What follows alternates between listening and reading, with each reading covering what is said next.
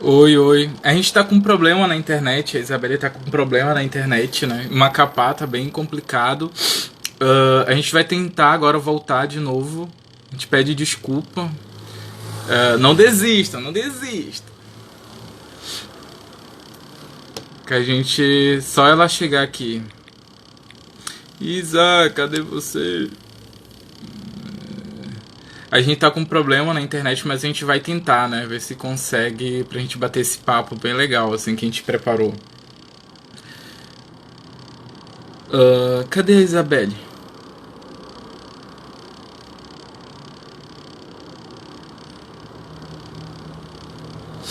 Pois então, a internet, só voltando de novo, a internet tá bem ruim.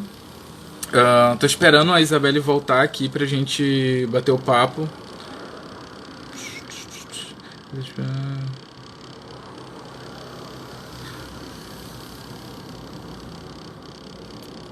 A Isa acho que não. Entrou agora.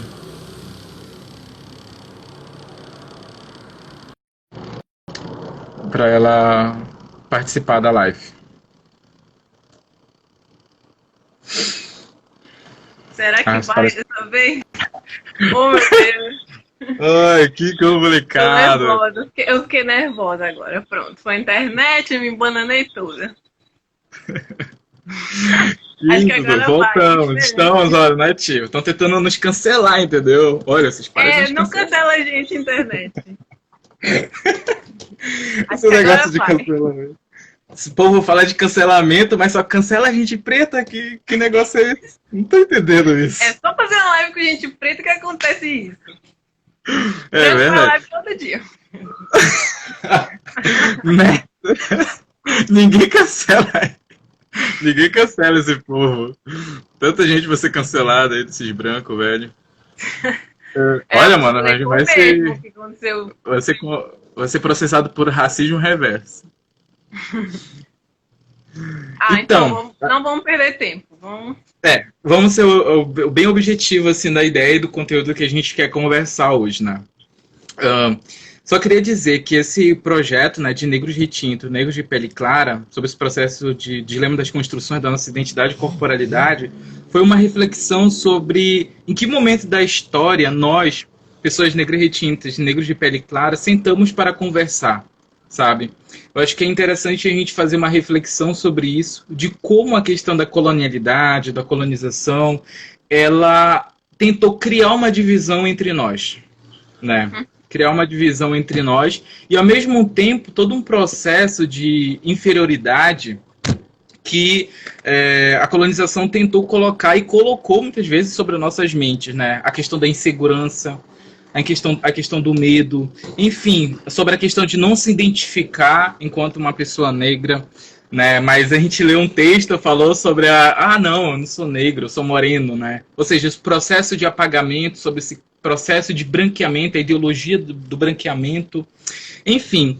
A live vem nesse sentido, dentro desse projeto. É uma questão que a gente já vem falando, eu havia dito, a gente já vem falando, conversando, mais numa questão individual, né? Pessoal, assim, com amigos e tal. E esse momento que a gente está vivenciando desse genocídio em larga escala da população negra, né? A questão das operações policiais, a questão da pandemia, a questão de todas das desigualdades, né? Que é colocada. Então, muitas pessoas em Macapá estão colocando a cara, né? Estão falando sobre isso. Tô tendo coragem, né? Tirar coragem para falar sobre isso, porque não é fácil. É um assunto que custa muito caro para a população negra. E se tem muitas pessoas que vocês não conhecem, mas estão aí, tem muita gente massa negra com intelectualidade, potência na arte, na música, no rap, enfim, em várias outras Paciência. instâncias, né?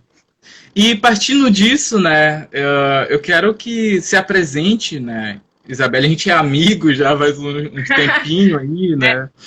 é. Se apresente, fale um pouco de ti, né, da tua trajetória, do que tu faz, do teus corre. Então, gente, boa noite. Desculpa aí, mas foi a internet. Voltando aqui, espero que a gente consiga. Para quem não me conhece, eu sou a Isabelle Guabiraba. Eu sou acadêmica de Engenharia Florestal da UEAP, da nossa estadual. E a minha linha de pesquisa dentro da universidade, desde o meu primeiro semestre, eu trabalho com o que a gente chama de sociobiodiversidade. É basicamente trabalhar com as pessoas que estão dentro da floresta. Então, apesar de eu ser uma pessoa que está no curso de exatas, eu trabalho diretamente com gente, né? E então, trabalhando com gente e observando as pessoas, a gente, né, tem essa gana de querer entender mais. Falando um pouco, o Cleiton até falou para eu falar um pouco sobre a questão de eu andar muito por aí, né? E por causa do meu curso, eu rodo muito o estado, né? Eu já visitei quase todo o nosso estado. Ainda não, mas eu pretendo, né, conhecer pelo menos todos os municípios, mas por causa do meu curso, eu viajo muito. E isso foi me aflorando, né? Eu vou falar um pouco da minha... Não vou aprofundar tanto, mas eu vou tentar ligar o meu curso e do meu lugar, meu lugar em ser mulher preta. E aí, conhecendo essas pessoas, adentrando nas comunidades tradicionais daqui, e venho falar também que, na minha essência, na minha pessoa, entender os povos amazônicos, né? Em todo o seu processo também. E aí, perceber que nessas comunidades também, né, a negritude está presente. E a minha presença lá também faz uma diferença. E eu percebi isso, né?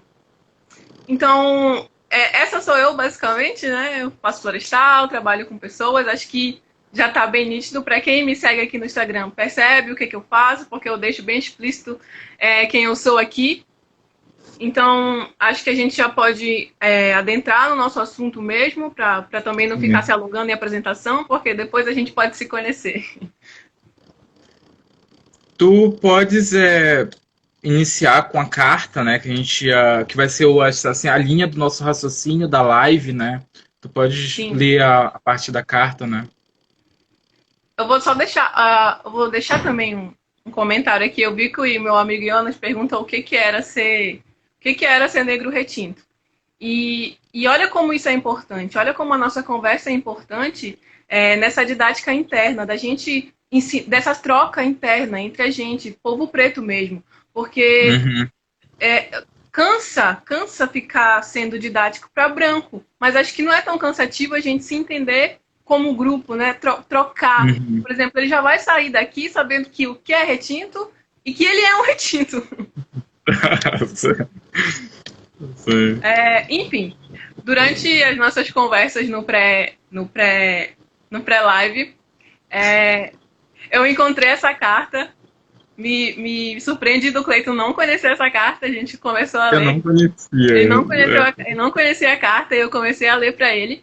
E ele ficou, meu Deus. E eu fiquei querendo chorar lendo essa carta. Mas então, essa carta, ela é do Lynch, William Lynch. Quem era esse cara, né? Lá no tempo da colônia, no tempo da escravidão. Ele era um proprietário dos escravos do Caribe. E ele era super conhecido por ser muito, sabe, deixar os escravos muito submissos. Então, aí ele vai para a América do Norte, né, no estado de Virgínia, e daí ele quer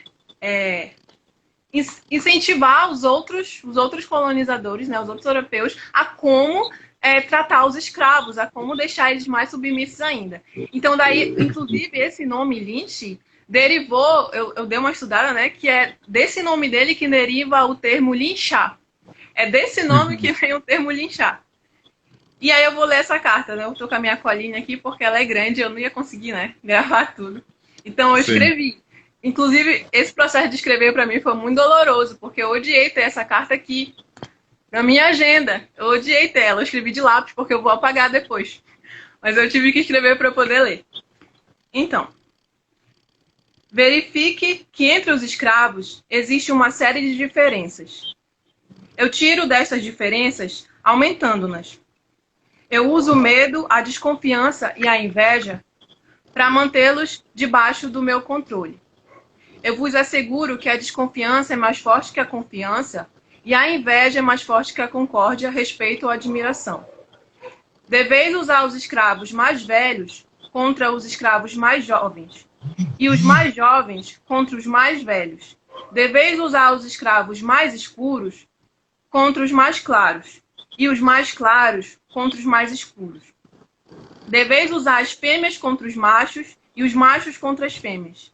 Deveis usar os vossos capatazes para semear a desunião entre os negros. Mas é necessário que eles confiem e dependem apenas de nós. Meus senhores, estas ferramentas não são vossas chaves são vossas chaves para o domínio. Usem-nas. Nunca percam uma oportunidade. Se fizerdes intensamente uso delas por um ano, o escravo permanecerá completamente dominado. O escravo, depois de dominado desta maneira, permanecerá nesta mentalidade, pensando-a de geração em geração. Aqui vemos que não, de geração em geração não. Sim, a gente vai tentar cortar, né, essa forma de dominação. Se tu me permite fazer um comentário, né, sobre essa carta, que é uma carta bem forte, né? Super forte. Que colocou-se um ódio entre os negros, um ressentimento, né? Ou seja, o ressentimento entre os negros de tinta e os negros de pele clara, ele é um projeto colonial. Isso precisa estar na cabeça das pessoas, né? Isso é um projeto da branquitude para nos separar enquanto grupo. E a gente percebe muito essas divisões através de um conceito, assim, que a galera fala bastante, que é o colorismo. Eu, particularmente, não curto muito o termo, né, colorismo, porque parece que ele reforça, de certa forma, ele explica situações, né, da dinâmica das nossas relações da negritude, mas ao mesmo tempo ele ainda é uma tecnologia colonial, né? Porque é interessante como as pessoas colocam divisões entre a população negra, mas não colocam uma divisão entre os brancos, como se os brancos fossem, né, únicos, universais dentro desse processo. A gente somos os diferentes, enfim, todo esse rolê.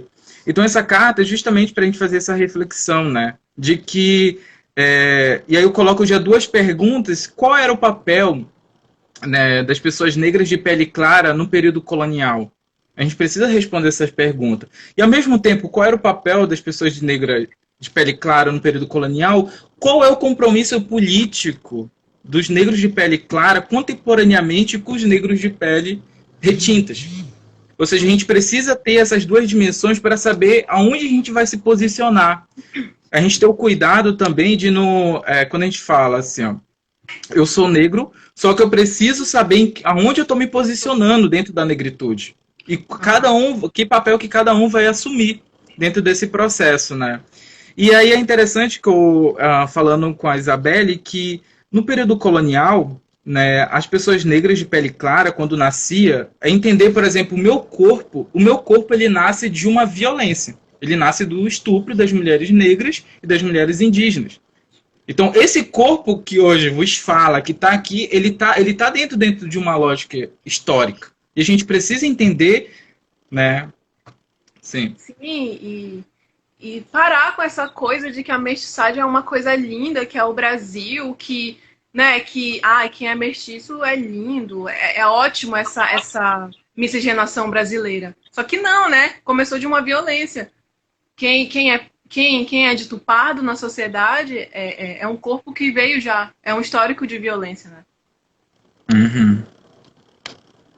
Mas pode voltar no teu raciocínio, essa foi uma... Não, concordo contigo, né? É interessante a gente perceber. Então, quando as pessoas negras de pele clara, ou os mestiços, os mulatos, dentro do período colonial, a galera se esquece muitas vezes, mas esse corpo, esse negro de pele clara, ele era uma mercadoria como qualquer outra pessoa. Pessoa não, né? Eu falo pessoa, porque não era nem considerado uma pessoa, era uma mercadoria, né? Dentro desse contexto. E pelo fato das pessoas... como animal, né? Tipo, na carta fala machos e fêmeas. Parece que tá falando de animal, né? Uhum. Sim, verdade. Não é considerado só porque era mais claro. Tem até aquela frase, né? A frase não, aquele pensamento de que as pessoas de pele mais clara estavam mais próximas da casa, literalmente falando que elas estavam mais próximas da casa, elas tinham acesso à casa. Mas isso não significa que elas não eram uma mercadoria também, né? Como as pessoas mais escuras. Sim, isso é verdade, Isabelle, ou seja, o fato das pessoas negras de pele clara serem posicionadas próximo da Casa Grande, isso tem a ver justamente com as estratégias ou processo de sofisticação do racismo. Ou seja, as pessoas negras de pele clara estavam na Casa Grande, mas não significa que elas pertenciam à Casa Grande. É isso que a galera se esquece. Tu só era um objeto, como qualquer uma madeira, uma mesa, tu ficava parado dentro da casa, tinha que se movimentar de tal forma e que o teu corpo não fosse percebido. E aí entra uma questão interessante de como a gente pode perceber, porque os negros de pele clara, percebendo justamente como essa branquitude se movimentava, pensava, o seu comportamento, pegava esse saber da branquitude e passava para a galera que não estava na Casa Grande. Justamente para formar resistências, justamente para tentar acabar com esse sistema de dominação. Então, querendo ou não, a gente sempre teve nos identificando, apesar dessa branquitude querer nos separar, a gente sempre esteve junto ao longo da história, né? Uhum. Eu vi até a Bia falando aqui no comentário sobre essa questão, né? Que, principalmente para as pessoas brancas, elas acham que o racismo surgiu, mas ele não surgiu, ele foi projetado, tá nítido nessa carta. E o quanto é doloroso pra gente, na contemporaneidade, ler isso e entender que não é para ser assim, sabe? Muitas pessoas que são retintas ainda têm um pouco dessa ideia de não considerar, né? Eu sinto um pouco, eu fico bem tocada com a dor de pessoas que são mais claras, porque para quem é retinta é muito fácil, sabe? Muito fácil entender que é negro desde cedo. Eu acho que o não lugar é muito violento também. Porque não dá pra gente descartar. Por isso também tu tinha falado no início sobre essa questão do colorismo, né? Que eu também não gosto muito. Eu tento sempre estudar muito para eu não fazer besteira, porque às vezes por causa do colorismo eu já fiz bastante besteira por aí de dizer, mas também porque as pessoas me impõem. Muita gente chega em mim e pergunta assim, mas eu sou preto? Não é o que eu vou dizer, é complicado a gente dizer. Claro que vai ter gente que a gente vai estar de cara, mana, tu é. Não tem nem como, né? Tu é, mana, não tem nem como. Mas é complicado, né? A gente fica confuso. Então é sempre bom estudar o colorismo, mas eu também não gosto muito, porque eles nos separam com aquela ideia de que, como a gente até conversou, de que as pessoas mais claras têm um privilégio, que na verdade não é privilégio nenhum, não. É o próprio sistema que coloca as pessoas mais claras ali para dizer e para nos representar. Sempre é uma pessoa que está mais próxima. E também, mais uma coisa para falar sobre a questão da mestiçagem, né? Que colocam esse endeusamento, que é, né, a romantização, dizer que é tudo muito lindo, mas por que a pessoa mestiça é dita mais bonita? Não é porque ela tá dentro da negritude, é porque ela está mais próxima do padrão, porque ela está mais próxima de quem é branco.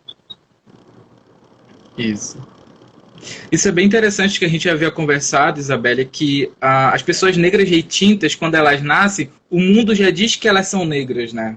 O mundo já diz, olha, você é negra. Logo, tu constrói a tua psique, a tua mente, a tua corporalidade a partir, né, dessa ideia. Mas nunca no sentido positivo, é sempre no sentido negativo da construção, né, dessa corporalidade negra de pessoas negras retintas, né? E já diferente de pessoas negras de pele clara, não é assim que funciona. Não é algo tão óbvio como as pessoas podem pensar. Quando tu é de uma família interracial, né, primeiro que a questão da negritude em nenhum momento é trabalhada ou é falada sobre. Então, o mundo vai te ensinar que tu é negro. Né? E essa descoberta de ser negro sempre está pautada numa violência. Ou seja, tu se torna negro através da violência. É aquela frase, não sabia que eu era negro até ser parado por um policial. E como isso é violento, né? Justamente. Ou seja, então a pessoa ela vai descobrindo que a questão da racialidade vai passando sobre o seu corpo através dessas violências. Ou de violências explícitas, como a violência policial, né? E Amapá, a gente precisa problematizar, a gente precisa falar sobre a questão da violência policial no Amapá, que é uma das polícias que mais matam nesse país. Além de matar, a mídia ela é conveniente com o corpo negro, ou seja, de expor o corpo negro através dessa violência. E a gente só, por exemplo, a gente só se reuniu aqui justamente relacionada a toda essa violência que é colocada no corpo negro, né? Através da dor, através do sofrimento que nos faz querer falar para o mundo, cara, isso tem que acabar, entendeu? Não dá mais pra gente aceitar isso. Tu tinha falado, a gente tinha planejado falar um pouco dos nossos próprios processos e eu vou pegar o que uma coisa que tu falou e engatar. E tu falou sobre como já é dado explicitamente quando uma pessoa é retinta, né? E como isso é violento para uma criança, sabe? Eu tenho uma memória muito boa. Inclusive, muita gente me elogia porque a minha memória é muito boa. A minha memória é boa num grau determinado. Por exemplo, se é muito longa, eu vou lembrar. Se foi ontem, não. E eu lembro de coisas que aconteceram comigo quando eu tinha 4 anos de idade. Eu estava no jardim, no segundo período do jardim. E já o racismo já estava, sabe? Já estava instalado na cabeça de outras crianças, né? Que nem eram necessariamente brancas, mas que reproduziam, né? O que é ensinado. E eu lembro de uma atividade na primeira série. Olha como a memória é boa. Na primeira série, e olha como essa atividade é problemática, que ela veio comigo esse tempo todo. A professora pediu pra gente escrever, pra gente desenhar a pessoa que a gente queria ser. E eu nunca esqueço. Adivinha como eu me desenhei? Uma mulher branca. Uma mulher branca, loura, de cabelo liso. Porque o meu sonho era que eu conseguisse pentear meu cabelo seco, ir pra escola e fazer penteados lá com meus colegas. E como isso é violento, né? E como todo mundo já não precisou eu saber que eu era negra. E esse processo também não deixa de ser, né? Pra quem é mais claro, não deixa de ser também se descobrir ser um processo violento. Mas olha como para quem é também, como é violento para quem é retinto também, porque a gente já sabe que alguma coisa tá errado, que a gente não vai ser tratado bem, mas o porquê, né? Para uma criança ela não vai entender logo de cedo por que ela está sendo tratada diferente ou por que ela quer ser uma coisa que ela não é e nunca vai ser. O Choque colocou uma coisa assim, como é que eu sei que uma pessoa é negra ou não dentro dessa questão, né? Eu acho que negros de pele clara tem a ver muito com a experiência, né? A gente vai pautar um pouquinho, geralmente, a experiência, a trajetória está relacionado. Primeiro que o mundo vai te dizer, né? O mundo vai te dizer que tu é negro. Eu não me descobri negro, assim, eu olhei para o meu corpo, olhei assim, sou negro. Não foi assim que funcionou. Belo dia tava no espelho, olhou assim, meu Deus. Quero ser. Estou preto. Tem até um episódio no Atlanta, né? Transracial, agora é transracial. Problematizando. Tem um episódio, assista o Atlanta, que problematiza essa questão, né? E não é assim que as coisas funcionam. Eu me descobri negro pela violência. Ou seja, primeiramente pela questão da violência policial. A minha primeira experiência com a polícia foi aos 14 anos. E naquele momento, eu não conseguia entender que o que estava me perpassando era a questão da raça. Mas, assim, por uma condição social. E aí que confunde a coisa. Porque a gente analisa a questão da pobreza como um elemento da sujeição à violência policial. Mas não é assim que funciona a coisa. É também a questão da pobreza, mas elemento da questão da raça. E aí que tá, porque existe um padrão de comportamento. Ou seja, porque não aconteceu só uma vez. Depois dessa violência, aconteceu mais 3 vezes. Isso no sentido da algema estar no meu punho. Isso eu tô falando da algema, do cara colocar a algema, tal, todo o discurso sobre isso. Fora as outras abordagens, que eu já perdi a conta de quantas abordagens já foi. Então, nisso a gente vai criando muita raiva. Eu sou uma pessoa que tenho muita raiva. Assim, a raiva é uma coisa que me move, e eu estou tentando transformar essa raiva no sentido da criatividade, do que ficar com ressentimento, da gente sentir raiva.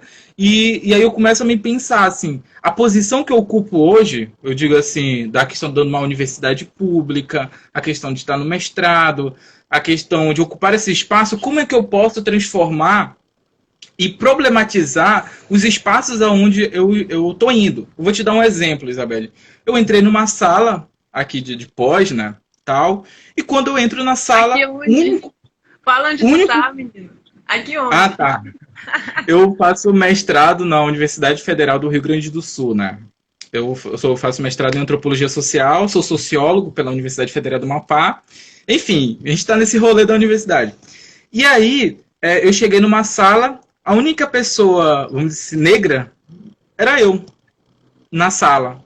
E aí eu fiquei, a primeira pergunta, onde estão as pessoas negras retintas? A primeira pergunta, eu acho que a gente precisa fazer essa pergunta, foi até uma questão que tu colocou, né? Que se tem pessoas brancas, tu olha um local e as pessoas brancas fazem a pergunta, onde estão as pessoas negras aqui? Acho que as pessoas negras de pele clara também devem fazer essa pergunta, né? Sim, a gente conversou sobre isso e também reflete na questão do nosso pacto, né? Que ao mesmo, quando a gente conversa com gente branca, a gente sempre, eu pelo menos falo assim, tu prestou atenção que nesse lugar não tem? Entra no shopping, por exemplo, olha o teu redor. Quantas pessoas pretas tem aqui? Tudo bem que a gente está falando de uma população que é maior, mas nos lugares elitizados, a gente não tá. E a mesma pergunta serve também para as pessoas de pele mais clara. Se tá lá, se perguntar por que não tem uma pessoa retinta aqui? Cadê essas pessoas? Elas estão nos lugares, elas não estão só na margem, sabe? Elas também estão dentro das universidades. Elas também estão em qualquer outro, sabe? Veio também, e já reflete também sobre aqui. Lembrei de outra situação, e que já puxa a história do Amazônia, que a gente quer tanto falar. Eu fui em um lugar aqui de Macapá, que é elitizado, um restaurante, não sei o quê. Fui jantar, fui lanchar. E aí eu comecei a falar, a moça gostava de planta, né? E eu, para começar a falar de planta, pode sentar, que eu vou falar a vida inteira. E eu comecei a falar. E aí ela me olhou assim e falou assim, mas tu é daqui, menina? Sabe? Parece que eu ser retinta e ser macapaense, eu não posso saber de nada, entendeu? Eu não sei de nada, não posso saber que essa comida aqui é de outro país, não vou dizer. Essa comida aqui eu sei que é de outro país, eu conheço, eu sei das plantas, não sei porque eu sou macapaense e retinta. E isso me fica na cabeça, né? Sim, justamente. E eu queria colocar sobre essa questão, por exemplo, da gente perceber esse corpo. Porque a gente falou de corporalidade, né? A gente precisa perceber como que esse corpo ele está em movimento, tanto na questão histórica como contemporaneamente, né? E aí a gente vai perceber ter uma visão bem racista, né, sobre os mestiços, né?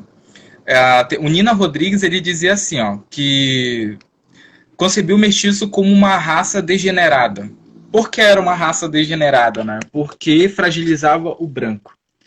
Então, é justamente disso, dessa internalização da colonização, dessa violência racial, que tenta tirar a negritude dentro de mim. Porque a negritude, ela é uma questão de resistência, de potência. E quando tu se descobre negro, e tu age, e tu pensa como uma pessoa negra, a gente causa medo. A gente causa medo justamente porque a gente vai tentar desestabilizar todo um sistema ou de um racismo estrutural que está posto. Por exemplo, a gente vai olhar para a galera de medicina. Quem são as pessoas em medicina? Quem são as pessoas em engenharia? Quem é a galera? Quem são os juízes e desembargadores? Quem são os prefeitos, governadores? Quem está no Congresso? Quem são as pessoas mais ricas desse país? Então, a partir do momento que a gente pensa como uma pessoa negra, a gente começa a questionar isso através, né? Percebe que a raça ela é um dispositivo de dominação que construiu a história desse país por mais de 388 anos, né? Então, a gente perceber esse movimento e criar uma aliança e fazer um pacto entre a negritude, né? A gente vai conseguir desestabilizar e se movimentar. Como é que a gente pode, né, questionar e tentar desestabilizar essa estrutura de dominação que está montada, né? Através da raça. E descolonizar a nossa própria cabeça também, porque isso. A gente pensa, nós mesmos pensamos assim, por exemplo, colocar uma pessoa, se pensar na cabeça uma pessoa em ascensão, quem é que a gente vai colocar? Uma pessoa branca. Nós mesmos temos, né? A gente tem que todo dia pensar e descolonizar por nós mesmos, né? Também. Isso é muito triste, né? Mas é verdade, já que foi tudo projetado, né? Aham. Aí entra na questão do branqueamento, ou seja, a gente não se identificar enquanto pessoas negras, em tanto de identidade, tem a ver com o processo de branqueamento. A ideologia do branqueamento, ela não tem a ver só com a questão da corporalidade, ou seja, de querer afinar o nariz, a boca, alisar o cabelo. A ideologia do branqueamento, ela é um processo de estética também, né? Dessa questão da corporalidade e também de não se identificar com os elementos que envolvem a negritude. Eu percebo um exemplo assim que eu queria pegar da música, assim, só para a gente falar uma questão mais regionalizada. Existe dois lugares assim que eu problematizei numa outra live que, cara, o melody, o brega, o rap, enfim, outros estilos musicais são negros. A gente percebe isso quando a gente vai, por exemplo, num bar, que todo mundo vai num bar muito branco de Macapá, e quando a gente vai na companhia do bolero. Quando a gente vai na companhia do bolero, a gente vê a negritude ali, a gente vê a diversidade ali. Mas quando a gente vai circulando em outros bares, a gente consegue perceber como que isso que me faz questionar como que essa branquitude é tão unida, sabe? Porque circula a grana entre mas eles não são grupo, eles não são. Eles não se veem como existe. Grupo, mas vivem andando junto. Somos todos humanos. Ou seja, o poder, o dinheiro, a visibilidade, tudo tá com eles, entendeu? E a gente fica dando grana pra essa galera, assim, sabe? E aqui eu não tô falando, por exemplo, às vezes, para os brancos progressistas, mas se pensar a branquitude e fazer a seguinte pergunta: que branquitude amapaense a gente tem? Que brancos são esses? A gente fala de branco e quer olhar para os Estados Unidos, olhar para a Inglaterra, para a França. Não é dessa branquitude. É também dessa branquitude, mas não é só dela que a gente está falando. Né? A gente precisa problematizar essa branquitude, esses espaços, questionar mesmo, né?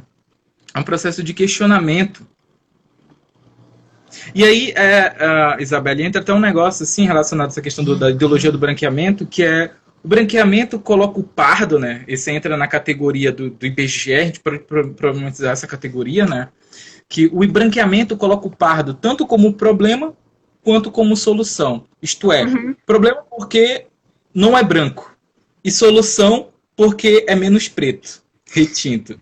O pardo que se conscientiza naturalmente torna-se negro. Então a questão de tornar-se negro, né, é no sentido político, é no sentido ideológico, é no sentido de um pacto da negritude, né, da gente se unir. A questão dessa live é justamente para falar entre a gente, da gente sentar e conversar. E a gente até problematizou, né, Isabela, que você, enquanto uma mulher negra retinta, e eu, enquanto um homem negro de pele clara, da gente perceber que a gente está falando de uma determinada posicionalidade. Diferente seria se fosse uma mulher negra de pele clara. É outra parada, é outro rolê. Né, essa história que a gente não é só um, né? Somos vários corpos, né? Não é só, porque é preto, é só uma história, ninguém tem essa história, é um combo, assim, sabe? Ninguém é individual. Coloca a gente, não joga num grupo e todo mundo é igual ali, ninguém é individual. Eu vou pegar uma pergunta aqui da Rayane, que ela falou que se nós somos pais, eu não sou mãe. Tu é pai, eu não sou mãe, não. Ela falou sobre essa questão sobre as crianças, né? E eu fiquei, fazendo os meus estudos e as minhas leituras, eu fiquei pensando em como a gente... Tu falou aí sobre internalizar as coisas e deixar a didática pra gente, de preto para preto, não de chegar, sentar e ensinar para branco, porque acho que a gente já passou disso também, né? Tudo bem. Eles têm acesso a tudo, né? Vão pesquisar. Tudo bem. Acho que se a pessoa vir conversar comigo, uma pessoa branca, eu vou. Se eu tiver num dia bom, eu vou. Mas senão, cansa demais ficar explicando. E é isso, sabe? Eu acho que é um ciclo. Pegando a pergunta da Rai. Acho que é um ciclo. A gente está bem aqui, eu aqui enquanto uma mulher jovem, eu vou querer conversar com a minha mãe, que teve outra experiência e mais violenta ainda, e entender os processos dela. E aí isso vem para mim, mas eu também não vou querer que a minha irmã mais nova, que inclusive é uma pessoa de pele mais clara que eu, que tem todo esse processo mais violento de se entender, porque a minha irmã é mais clara, ela tem cabelo liso, mas ela é uma pessoa preta. Uhum. E é isso. E também daquele tentar conversar entre a gente e aquela questão daquele texto que a gente viu também, de levar isso para as escolas. A gente sabe que não tem nas escolas, né? É lei, mas não tem. Eu não aprendi tudo. É por isso que eu falo o quanto é cansativo ficar ensinando para branco, porque a gente mesmo tem que ir atrás para se entender. Tudo que eu sei, tudo que eu sou hoje em dia, eu fui sozinha, sabe? Foi um processo muito solitário. Eu entrei na universidade, eu descobri o que era feminismo, eu descobri o que era ser uma mulher preta, porque eu sabia que eu ia sofrer lá, porque eu era cotista. Então, sabe, foi tudo muito sozinha, a internet me ajudou muito. Mas a gente também pode fazer a nossa parte, sabe? Tentar conversar com as pessoas, conversar com as crianças, né? Sentar para conversar. Por exemplo, a gente fala muito dos jovens, mas quem são esses jovens? O ensino médio também é jovem, sabe? E quando eu trabalho educação, quando eu te falei, sempre te falo essa história, né?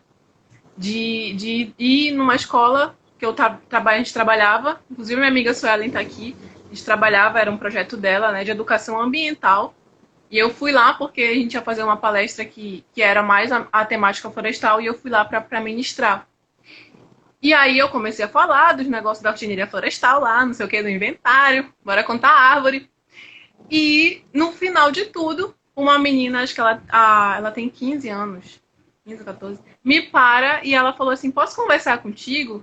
Mas não é nada sobre o teu curso. Aí eu fiquei assim, né? Ela falou assim, por favor, me fala como é que tu cuida do teu cabelo. E eu fiquei, caramba, olha como a nossa presença nos lugares onde tem gente da gente, faz uma diferença, sabe? E eu sentei ali e comecei a conversar com essa menina, falei assim, olha, eu uso tal creme. E eu fiquei pensando o quanto é importante a gente também tentar adentrar nas escolas e falar, conversar com essas crianças justamente para não ter o mesmo processo que a minha mãe teve, por exemplo, e que eu tive, para ser diferente. Sim, isso é bem interessante.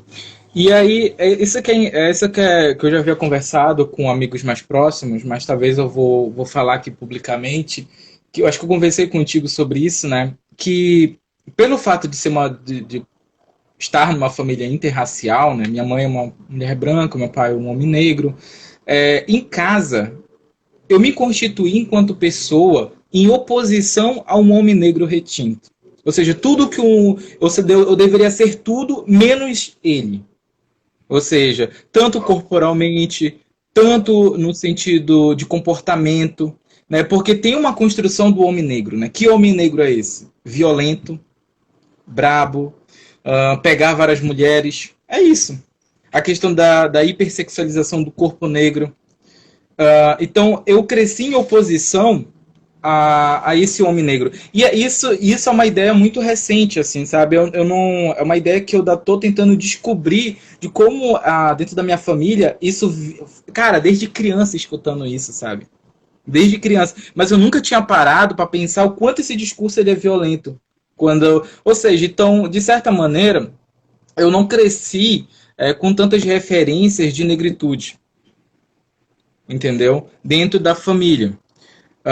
E essa questão da negritude ela surgiu mais fora, tanto de professoras, de amigos, e que a gente vai descobrindo junto. Ou seja, como tu colocou, eu tive que aprender, eu tive que pesquisar sobre, né, diariamente sobre. É um processo de pesquisa, que eu já estou mais de 6 anos nesse processo, assim, e talvez eu não vá chegar em lugar algum, porque é tão profundo essa questão racial, que isso me assusta, de certa maneira, justamente porque é muito violento, né? É uma pesquisa constante também, porque também outra coisa que impõe pra gente é que a gente tem que saber de tudo e que a gente só sabe falar de racismo. A gente tem que saber de todas as vertentes, tudo. Não pode deixar escorregar um pouquinho, que vai ter gente pra falar que sabe de nada, não tá falando nada com nada. É contínuo a gente pesquisar sobre nós mesmos. E aí que entra, né, Isabelle? Eu acho que o propósito da nossa live é da gente criar uma união entre nós, né, em vários aspectos. Tanto é que a Lélia Gonzalez, ela diz o seguinte, né? A dureza dos sistemas fez com que a comunidade negra se unisse e lutasse, em diversos níveis, contra todas as formas de opressão racista. Ou seja, se eu e tu estamos na universidade, nós vamos atuar na universidade. Se o Super Choque tá no rap, vai atuar no rap. Se a galera tá, enfim, em vários outros campos de atuação, a gente vai atuar nesses campos. E aí a gente vai criar um ponto de identificação, né? E a gente vai conseguir nos unir, né? Eu acho que a primeira união que a gente precisa pensar é a questão da política. Por que a gente está falando da política? Porque a política, essa estrutura do Estado, que tem colocado todo esse poder da necropolítica, desse necropoder. O que é a necropolítica? É justamente como o Estado ele gerencia os corpos subalternizados ou os corpos negros e torna esses corpos matáveis. É só a gente ver as notícias. É só a gente ver os casos da morte das nossas crianças negras, dos trabalhos subalternos. Né? E aqui que eu queria, Isabela, se tu me permite, falar sobre uma questão econômica, né? Por exemplo, a renda média do Brasil, a renda média do brasileiro branco, seja ele trabalhador formal ou informal, é de R$ 2.796. Entre os pretos e pardos, é de R$ 1.608, segundo os dados do IBGE de 2018. Ou seja, proporcionalmente, para cada 1.000 paga a uma pessoa branca, paga-se 575 para um trabalhador preto ou pardo. Ou seja, quando a gente vai analisar essa questão econômica, uma desigualdade econômica, a gente vai percebendo de como essa branquitude, ou só o fato de ser branco, tu vai ganhar mais. Uhum. Ah, mas tem a questão dos brancos pobres, né? Que eu Sim, eles me questionam demais. Acho que questionam muito a gente, né? Mas eu sou pobre também. Mas o quê? Não tem a ver, né? Não tem a ver com essa questão. É questão de tu não sofrer porque tu é preto. Ninguém tá dizendo que branco não é pobre também.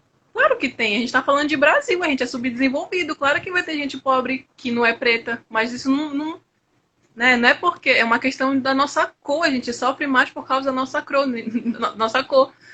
Não tá dizendo que nenhum branco vai sofrer questão de não ter grana, né?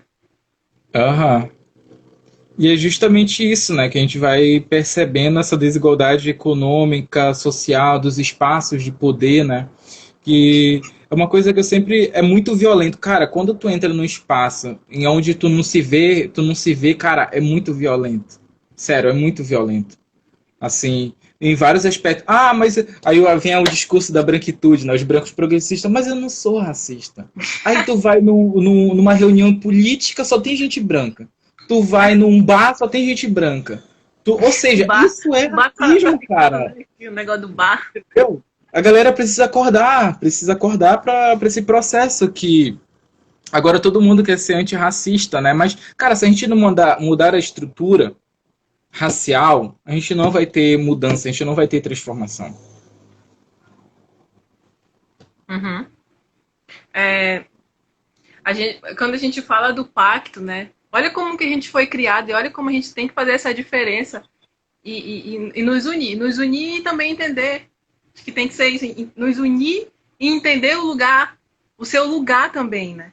Uhum. Entender que a gente é diverso também. A gente tu é um cara, eu sou uma mina. Tem as pessoas que são LGBTQI+, tem as pessoas, sim, principalmente, né, acho que é válido falar sobre as pessoas trans. Sim. Que são pessoas que, né, olha aí, eu tava lendo, né, 35 anos, cara. 35 anos. A taxa, né, de vida dessas pessoas. E sim, a gente tem que falar, a gente tem que entender também o lugar de cada um. O Choque falou aqui sobre que a gente também, né, nem todo preto vai sofrer quanto outros, né? Imagine falando de gente branca que não sofre por causa da sua cor da pele. uhum. Quem são eles para vir falar? Sim, pessoas pretas com deficiências, as pessoas gordas, a gente tem que entender todo mundo, né? Entender o lugar de todo mundo. Justamente, é interessante perceber que existe uma diversidade interna da negritude, mas tem algo que nos une, né? Dentro dessa diversidade, que é a questão da negritude. A negritude é o ponto desse caminho enquanto resistência. Entender essa diversidade, entender todas as trajetórias e experiências, né? Que cada pessoa, como a gente falou, é muito diferente uma mulher negra de pele clara, um homem negro de pele clara, a questão social, econômica, enfim, a questão regional, né? E é isso que a gente acho que queria falar e problematizar, né? O que, Vamos que falar é, logo sobre isso. como pensar uma negritude amazônida onde tem a questão indígena, uma corporalidade indígena. Por exemplo, em outros lugares, quando a gente vai, principalmente no imaginário de São Paulo, o Sul, não se concebe uma pessoa negra de cabelo liso, indígena. Não tem essa leitura, justamente porque essencializa o que é ser negro. E o processo de essencializar o que é ser negro é muito perigoso. Porque ele tem um apagamento e tem um silenciamento de uma diversidade da negritude, né? Como a gente vem tá falando agora, né? Uhum. Entender, quando eu escuto aquela frase me ganha, nós por nós. Eu sempre trago ela pra cá, sabe? O nós por nós da Amazônia. Porque quando a gente sai daqui, a gente percebe que nem os nossos irmãos pretos nos consideram. E aí eu fico me perguntando, isso é a colonização ou é xenofobia? Por que a gente fica com essa que é aquele caso, né, que eu te contei, daquele cara que eu fui selecionada com só 100 pessoas no mundo, eu fui selecionada para ser voluntária em um evento mundial da minha área. Cara, quando a gente vê gente preta que tá no mesmo lugar que a gente vai querer ser amigo. Eu não sei se vocês são assim, mas eu sou. Eu sou. Ah, chega aqui, mano. E aí, cara, caramba, eu tô aqui, não sei o que, num evento mundial, eu quero conhecer os pretos que estão aqui, bora ver. E já era uma minoria, né? E aí a gente sai pra um happy hour lá. E aí o cara mais retinto que eu chega em mim e pergunta, da noite. Cara, como que é lá pegar uma pá? Tu mora em Palafita, mana? Mana não, né? Quem não falou, mano. Tu mora em Palafita, vocês têm cobra lá. Eu não sei se ele tava tentando fazer uma gracinha, né? Mas aí se ele foi debochado, eu fui 50 vezes mais em cima dele. Claro que a gente é debochado. Eu sou super debochada, né? E aí eu fiquei, caramba, olha, uma pessoa que eu tô querendo ser irmã aqui no evento, nós por nós aqui, acontece uma coisa dessa. E entender, criar os nossos grupos, entender a gente também, né? Já é uma dificuldade maior, como a gente já conversou, essa nossa construção estando aqui. Acho que vai daquele texto que a gente leu também, que eu acho que todo mundo deveria ler, sobre a questão do mito indígena, né? Que a gente tem aqui. Acho que tu pode falar mais um pouco, eu vou calar minha boca aqui porque eu já tô... Que nada, pode falar. A minha garganta não tá boa e eu queria debochar um pouquinho, meu Deus. Melhor parar. Pode debochar, não tem problema. Que é justamente isso, né? Tem-se uma narrativa, na Amazônia principalmente, de que... Eu sempre me perguntei, mas, cara, e a população negra na Amazônia? Né? Uma pergunta, cadê a população negra da Amazônia? E quando a gente vai pesquisar, a gente vai perceber que um dos primeiros, vamos dizer assim, grupos ou levas que foi para a Amazônia veio do Maranhão, né? No artigo que a gente estava lendo, uma galera... Para quem não sabe, a minha família é do Maranhão, né? Minha avó, minha mãe, primas, a gente é do Maranhão, mas migrou, enfim, para a questão da violência tal, e vários outros aspectos. E uma categoria que entra muito na nossa narrativa é a ideia de moreno, né? Não, tu não é negro, tu é moreno. Ou seja, essa ideia do moreno, ela tem toda uma violência impressa nela, porque justamente ela coloca, né, ser moreno torna-se a possibilidade de inserção na sociedade mediante um pacto silencioso e perverso. Eu nego minha negritude. Ou seja, isso é uma fala assim, muito comum que a gente escuta, né, tanto no Amapá, em Macapá, enfim, na Amazônia, essa ideia de moreno. A gente precisa problematizar essa categoria, né, essa ideia. E também, enfim, se quiser continuar. Não, e é incrível como o moreno traz outras nomenclaturas também que são problemáticas. Que dentro do moreno, por exemplo, a minha avó. Pra minha avó, eu sou morena escura. E tu é moreno claro. Aí vem aquelas outras questões, né? Que tudo, mas todos esses nomes é para afastar de dizer que é uma pessoa negra, que é uma pessoa preta. que é Aham. morena cor de jambo, nem sei, tem vários. Moreno claro, moreno, mas tudo isso para afastar as pessoas da negritude, né? Porque Uhum. o moreno é um lugar que ele te salva, entendeu? Te salva. Aham. Parece que estão colocando ali o moreno para nos salvar do racismo, sendo que não, né? Acho que é quem se autodenomina moreno que tá se colocando num lugar que ele acha que ele não vai sofrer racismo por isso, né? Que é um lugar que não é preto também não é branco. Uhum. Mas é uma estratégia de se aproximar da branquitude, né?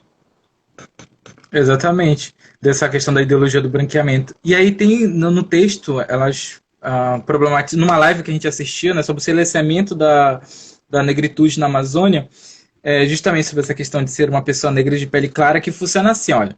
Muitas vezes as pessoas vão te negar, vão dizer, olha, tu não é negra. Mas só que ao mesmo tempo que te negam, nunca dizem que tu é branco. Uhum. Ou seja, o Ó, que moreno, significa esse... a Tânia tá dizendo assim, o moreno parece que é a suavização da negritude. É realmente isso, né? justamente, essa é uma questão, né, do racismo, né? E aí eu acho que uma forma da gente valorizar a questão da negritude é reconhecer. Eu sempre a gente fica, né? Eu acho que eu gosto muito da música, né? De pensar essa questão da negritude. Que a gente às vezes olha pro samba, muito importante, olha pro rap, muito importante. E a gente não considera. Eu nunca escutei um argumento dizer assim, olha, o Rapidinho. brega e o melody é Eu acho, negro, né? rapidinho. Acho que daqui a pouco a gente vai cair. A gente vai voltar? Eu não sei se o pessoal quiser que a gente volte. Vocês querem? A gente volta só meia hora. É. Se o pessoal quiser que a gente volte, né? A gente vai respondendo as perguntas também depois. Tá. Não sei, ninguém quer a gente, Cleiton. Ninguém quer. É, não quero. Ninguém quer. Bora acabar. Aqui tá dizendo pra gente voltar, né? Volta. A Ah, Isabela. A gente pode encerrar, né? E aí depois a gente volta já mandando as perguntas e a gente interagir mais através das perguntas, né? tá bom. Vamos seguindo. Se a gente cair, a gente volta. Ah, certo. Tá bom, Perfeito. tá bom. Então, como é que a gente pode perceber e construir uma corporalidade negra amazônida, né? Que elementos a gente pode identificar? Eu sempre penso a questão do... Cara, o Melody, o Brega, pra mim, é negro, entendeu? Não tem esse negócio, É assim. A negro. gente fica muito olhando para fora e não consegue ver o que a gente tem. O Marabaixo, por exemplo. Identificar o Marabaixo... Cara, o Marabaixo é negro, entendeu? O Uhum. Melody, o Brega, todos os vários outros espaços, a questão da linguagem, enfim, a gente precisa pegar elementos e nos identificar a partir dessa negritude amazônida, né? E de uma outra corporalidade, a questão indígena também que entra. A gente precisa falar sobre isso, né, também. É, calma aí que eu dei uma paralisada aqui no meu pensamento.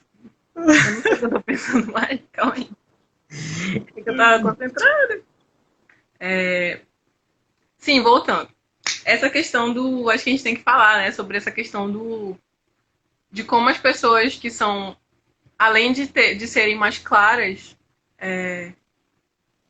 terem mais traços indígenas. E todo mundo achar que é Uhum. só isso aqui, né? Naquele texto a gente até lê que parece que a presença preta, a presença negra aqui era ínfima, né? Que na verdade Uhum. a Amazônia é construída de europeu e indígena. Uhum. Mas a verdade é que a gente existe aqui e tem muitas coisas nossas, né? Olha, por exemplo, eu nem ligava o Melody à negritude.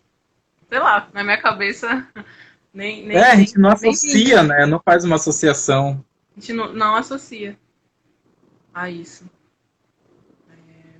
Eu acho que isso é um ponto importante da gente pegar e associar e valorizar, né, a nossa cultura, que é através da música, que é através da dança, através da arte, dos saberes tradicionais, né?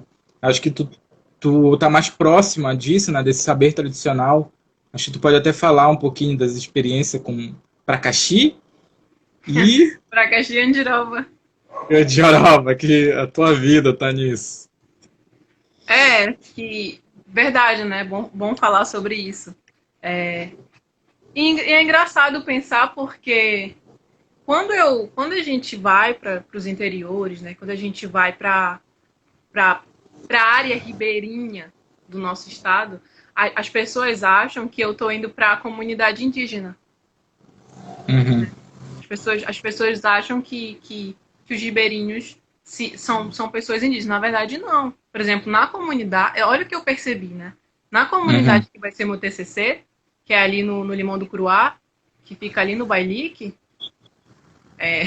pra caixinha, tudo pra minha carreira. Eu tô rindo dos... Gente, para, eu tô rindo dos comentários. Olha, quando eu cheguei na comunidade, ali a gente espera, né? Aquele fenótipo já, né? A pessoa tem a pele mais clara, tem os traços, os olhinhos puxados, né? Tem aquele traço mais que é dito indígena, né? E quando eu entro, quem é que é a liderança? A liderança da comunidade são dois caras retintos, sabe? E aí eu Uhum. falei, caramba, olha onde é que eu tô ali. E, e mesmo assim, eu lembro que quando eu fui dar uma palestra já, eu fui dar uma capacitação lá, e aí eu tava falando sobre o Prakashima, só que aí uma senhora me parou assim, menina, esse olha aqui pro teu cabelo, mana. Olha aqui o meu, não sei o que. Então, a negritude tá presente ali. Não é, Uhum. não é, a gente tem que entender também que quando a gente fala das pessoas, porque para mim, os Amazônidas, não que a gente não seja, né, gente? Claro que a gente é. Mas os Amazônidas de verdade estão ali, né? São os nossos ribeirinhos.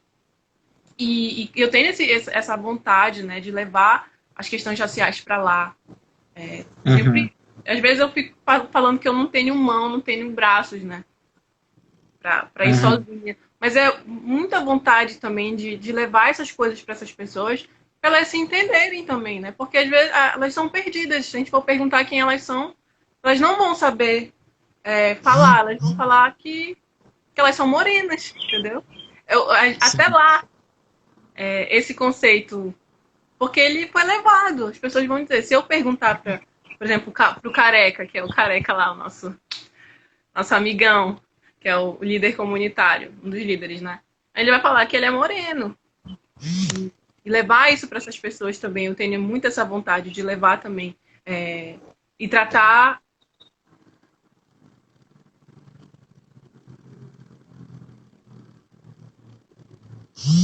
Eu acho que travou aqui.